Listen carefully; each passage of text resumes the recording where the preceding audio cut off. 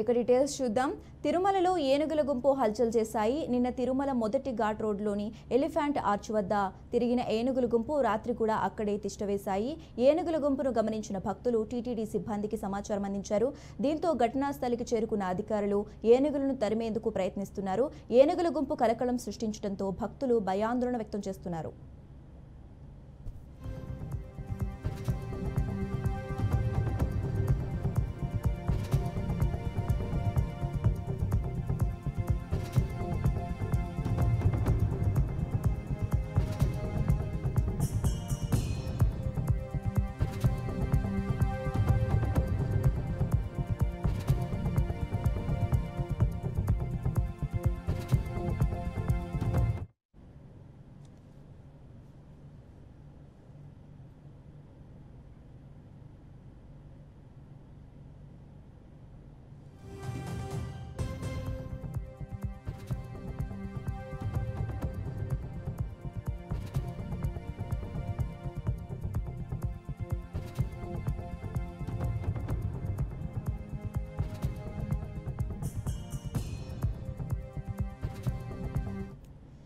తిరుమలలో ఏనుగుల గుంపు హల్చల్ చేశాయి. నిన్న తిరుమల మొదటి ఘాట్ రోడ్లోని ఎలిఫెంట్ ఆర్చ్ వద్ద తిరిగిన ఏనుగుల గుంపు రాత్రి కూడా అక్కడే తిష్టవేశాయి. ఏనుగుల గుంపును గమనించిన భక్తులు టీటీడీ సిబ్బందికి సమాచారం అందించారు. దీంతో ఘటనా స్థలికి చేరుకున్న అధికారులు ఏనుగులను తరిమేందుకు ప్రయత్నిస్తున్నారు. ఏనుగుల గుంపు కలకలం సృష్టించడంతో భక్తులు భయాందోళన వ్యక్తం చేస్తున్నారు.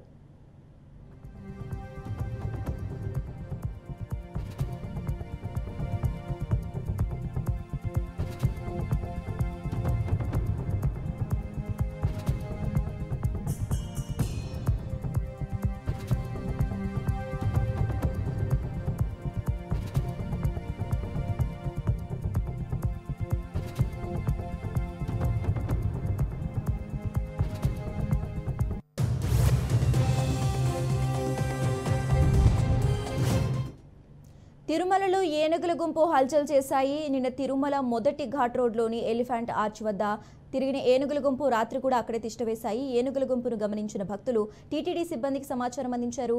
దీంతో ఘటనా స్థలికి చేరుకున్న అధికారులు ఏనుగులను తరిమేందుకు ప్రయత్నిస్తున్నారు.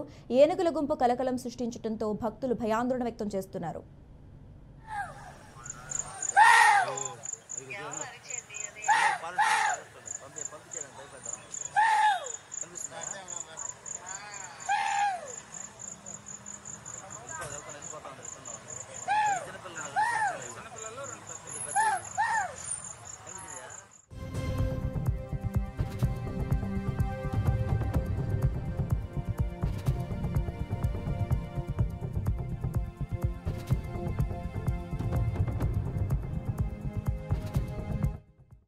ఇక ఇదే అంశానికి సంబంధించి మరింత సమాచారం మా ప్రతినిధి గోపీనాథ్ ఫోన్ ద్వారా అందిస్తారు. గోపీనాథ్, శశిరేఖ, మొత్తం మీద తిరుమల ఘాట్ రోడ్ లో ఇప్పటి వరకు కూడా మనం ఏదైతే చిరుతలు కావచ్చు, లేదంటే ఎలుగుబంట్లు భక్తులు కంటపడడం, దాని తర్వాత భయపడుతూ కూడా భక్తులు తిరుమలకు వెళ్తూ వస్తున్నారు. అయితే తాజాగా రాత్రి నుంచి కూడా ఏనుగుల గుంపు తిరుమల మొదటి ఘాట్ రోడ్ అంటే తిరుమల శ్రీవారి దర్శనం చేసుకున్న తర్వాత తిరుగు ప్రయాణంలో వచ్చేటువంటి సమయంలో 7వ మైలు వద్ద ఏనుగుల గుంపు అనేది భక్తులకి కంటపడడం జరిగింది. అయితే వాహనదారులు వెంటనే చూసిన వెంటనే దూరంగా వాహనాలన్నింటినీ కూడా ఆపివేసి వెంటనే ఫారెస్ట్ అధికారులకి ఫిర్యాదు చేయడం జరిగింది. విజిలెన్స్ అధికారులకు ఫిర్యాదు చేయడం జరిగింది. వెంటనే ఫారెస్ట్ అధికారులు కూడా ఘటనా స్థలానికి చేరుకుని ఏనుగుల గుంపుని తరివేసేందుకు ప్రయత్నం అయితే చేయడం జరిగింది.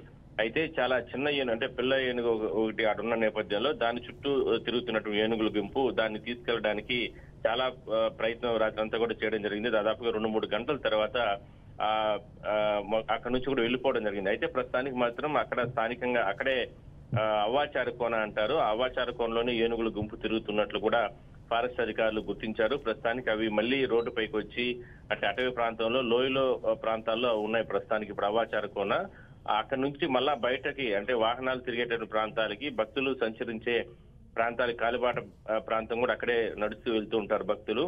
మరి అక్కడికి రాకుండా ఫారెస్ట్ అధికారులు అయితే ప్రయత్నం చేస్తున్నారు.